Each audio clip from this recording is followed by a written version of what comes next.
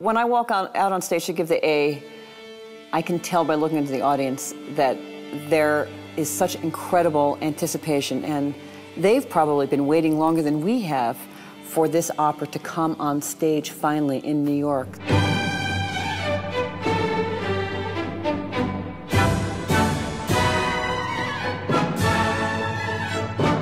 I've conducted staged opera, and I'm very aware that they're written to be staged. They weren't written to be sung the way I do them. But there is an element of connection and contact with the audience that seems to happen between the singers and me, the singers and the audience, the singers and the orchestra.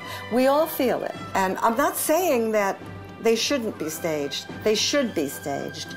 But what opera and concerts can offer is that you taste the music first. When you do an opera in concert form, you have to concentrate tremendously so then you can be absolutely the character on the stage without the need of anything else. It can get tricky.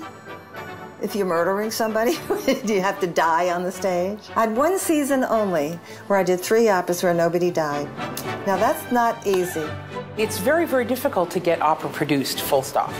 To create an audience for pieces that people thought the audience isn't out there. It took tremendous spunk and tremendous courage to put on these things that people couldn't even pronounce, much less had ever heard of.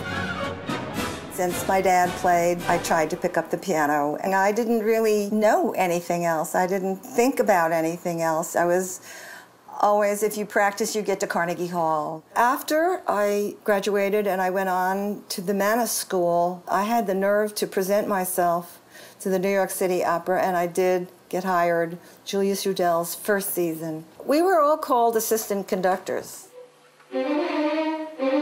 Eve certainly was one of the first women conductors in the New York or even the American music scene. I don't think that Eve thinks about it. I think that Eve just lives and breathes music and opera. And, you know, if she were born a giraffe, she would still be doing this. Well, I don't feel like I fought. I'm not that kind of a fighter. Starting as a conductor is difficult for anybody. You usually need some kind of a special focus in order for people to notice you. Everybody was starting up groups. I had this idea of training people to play opera.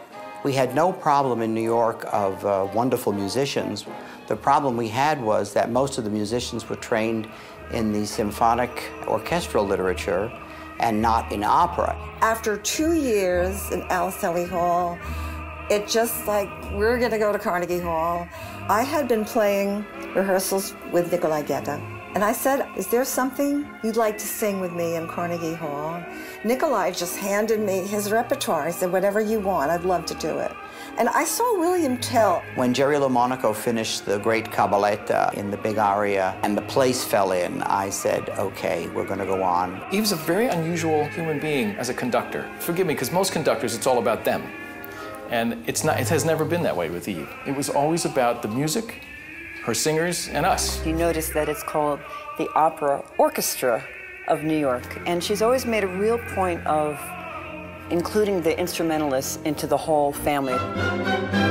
The very first Czech opera I did was Dalibor of Smetana. I heard this work that's so beautiful. I fell in love with the language. Then I had to do all the others. And I did Libusha. The final scene, the words are Český národ neskona. The Czech nation, I can't say it without crying, I'm sorry, will never die. And we did this, I think, in 1988, while people were still hoping that the Czech nation would never die. She has really introduced both audiences and people in the profession to the beauties of these unknown works. And many of these pieces are now part of the repertory nationally and internationally, and I believe they never would have been if she hadn't championed them. And not only championed them, but she also has this unfailing ear for great singers. Some people just have a color that touches me. It's hard to explain. Like the first time I heard Renee Fleming, it's the color of the voice that you remember. There aren't a lot of recordings of the operas that Eve chose, so singers really experienced something that was totally new and totally their own. And that is what creates and develops a really interesting artist. Sometimes when our operas get picked up, the covers suddenly get offers because they're the only people who know the piece. I had an opportunity to sing I due Foscari, an opera that's hardly ever performed, and then there was a cancellation maybe 2 years later at La Scala in the same role, so it turned into an amazing experience for me getting to have a big break like that. Eve likes great singing. That's all she's about. For her, it's a moment where she heard somebody do something and they gave her an idea. And she thought, oh, I'm going to do this. Vivica Jeannot, she brought Meyerbeer back to life for Eve. Like a really good film director, she will work with the individual artist and pull out certain strengths that this artist has that she discovers during the rehearsal period and that pulls together and becomes the performance that we hear. In certain ways, Eve Queller is like the best of the old-time maestros. Singers would go and coach with the conductor 2 and 3 times a week for months. The idea for the Young Artist Program is that those entering the profession at the beginning of their careers have the opportunity to sing with the big superstars. There were different levels of singers. The baritone and the tenor that I sang with were very seasoned, but for me, it was one of my first big Verdi roles, and she knew that I could use the guidance. You're terrified because she knows everything about the bel canto repertoire. But you're in her living room, and she stops rehearsal to go meet the school bus to get her grandson off and go over his homework, and then, boom, right back into it again. She really loves singers, and not everybody in opera who likes opera loves singers.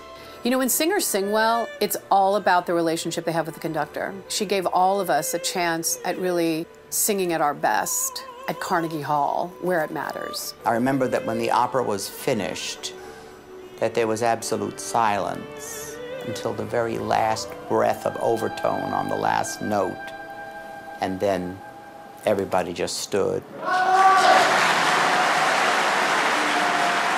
I played in Carnegie 1,000 times, and the times when I'm there with her and somebody has just nailed this aria and it explodes. And Eve just puts the stick down and she'll just smile, and it's like, that's it. That's as good as it gets.